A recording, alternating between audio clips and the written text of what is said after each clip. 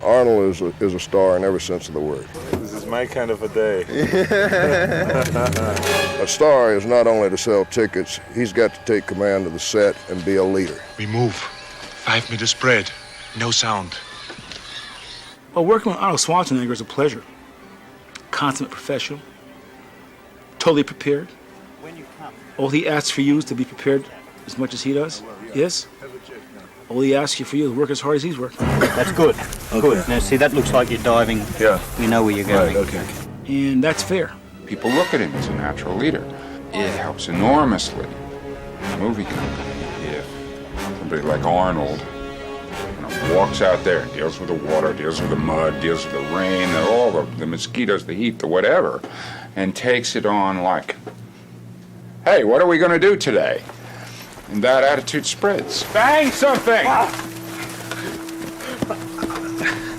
Son of a bitch, I grabbed the bus exactly the bush. It has all the The one you banged into had to be one of those?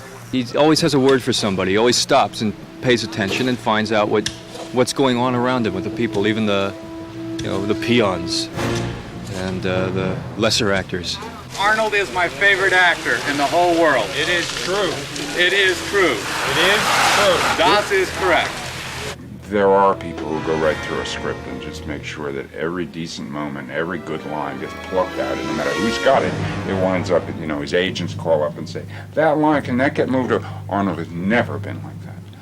Arnold sponsors other people.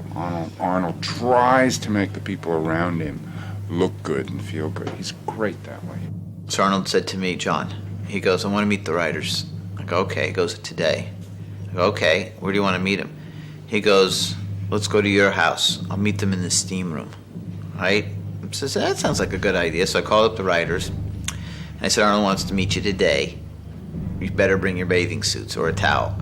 And we're sitting there in the steam room, Arnold and I, and the guys came in, and they had their yellow pads, and doodly, they were taking notes in the steam room. Originally, we had envisioned a person who had an intense physicality, but was a little smaller in stature. But I think Arnold's worked out just fine. Let's say a little bit of something about who this guy is.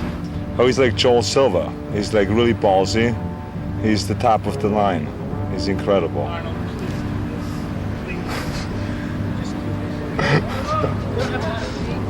There's an accessibility to him. You can talk to him. He doesn't walk away. He doesn't go in his trailer. He offers you something to eat. I remember the Mexican guide that we had. He took his kids out pony riding one day. You think, this guy has gone through and known things I never will. And so you assume an intimidation factor. But in fact, it's not there with him. He's very open. He's very accessible. And he's a lot of fun. He just sits there chomping a cigar. He tells jokes. Where's my stogie?